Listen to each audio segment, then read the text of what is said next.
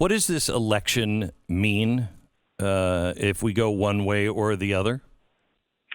Well, first of all, let's talk about which election, because I think that we are talking constantly in American public life for the last 3.5 years about the presidency. And the truth of the matter is, the president, Donald Trump, and I differ on a lot of things. But one of the things we differ on is he actually likes the immediacy political culture. He wants to be on everybody's TV screen and Twitter account and social media feed all day, every day.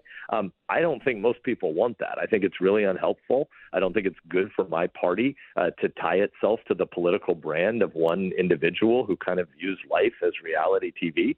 So when we talk about the election, to me, the most important election by far in 3 weeks is the election for the United States Senate, because it is if the Democrats get to a supermajority in the Senate, which I would define as maybe 52, 53, 54 votes, that they'll end the filibuster and try to fundamentally remake America. They'll try to add new states. They'll try to pack the Supreme Court. They'll radically remake the nature of a market economic system and try to replace it with lots more socialized government planning.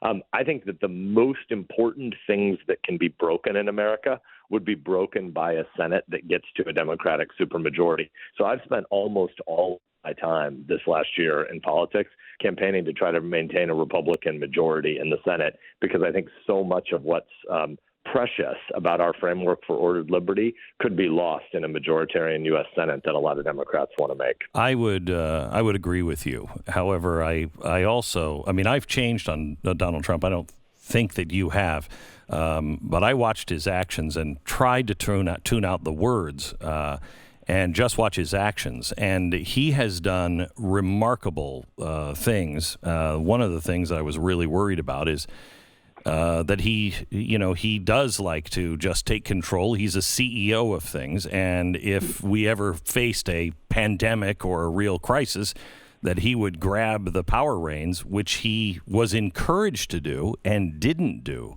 And now I see who we are facing and how serious they are about the destruction of America through violent means or any other means.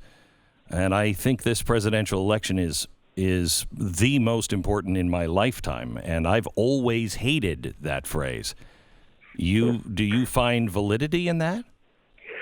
Well, so first of all, let's agree with you on the hating of the phrase, because this idea that every election is the most important in our lifetime, and I totally understand why there's a lot on the line 21 days from now, but this idea is already a sign that we've gone around a bend that's really unhealthy. Oh, yeah, I know. We want culture to be upstream from politics, and economics should be largely decoupled from politics. So first of all, let's just, to your point about Donald Trump, there are places where I think he's done a phenomenal job. His judicial selection has been amazing. Amy Barrett, sitting 50 yards from me right now, is a rock star. This will be the third person he's put on the Supreme Court. We've got 60 appellate judges, 200 total judges. The pace of judicial confirmations over the last 3 years has been an all-time record in U.S. history since the circuit courts were created. So I went on the Judiciary Committee to fight for President Trump's judges, but I think he's done a great job in that domain. But I think writ large, American politics should be focused on the problems 10 years in the future. The long-term technology race with the Chinese Communist Party, AI, machine learning, quantum computing, biotech, robotics, 5G. Like the really big issues that we should be bringing the American people along on, we're not. We're not right now grappling with the changed nature of work, where the average duration at a firm for a 35 or a 40 or a 45-year-old mom or dad needing to put bread on the table, that the average duration at that firm is getting shorter and shorter. It was 26 years when I was a kid, the average duration at a job or a company. It's now 4.2 years and getting shorter. We need to think about what job retraining for those folks who are getting disrupted when they're 45. So I couldn't. Where is that conversation in American public life? I agree with you 100%. I've been talking about that for 10 years, and I think COVID has made things much, much worse. So I guess I should just ask you point blank: Are you voting for the Republican candidate this election? Yeah, Glenn, I'm not making any headlines about that today because I think that I don't get any Nebraskans asking me how they should vote in the presidential election. That's not what they look to me to do. They look to me to explain why I'm running for re-election to the United States Senate. And I talk about, as you and I have here, the future of war with the Communist Party, the future of work, the First Amendment, which is being tragically lost. And the crazy nuttiness that we see happening on the campus where people are redefining speech they don't like as violence. That's why Amy Barrett is, a great fighting for his nominees to the court.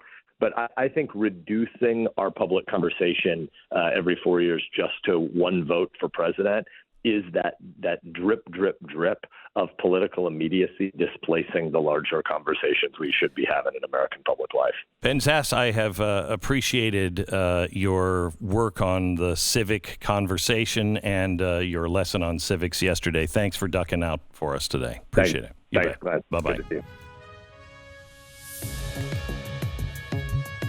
Welcome to the program.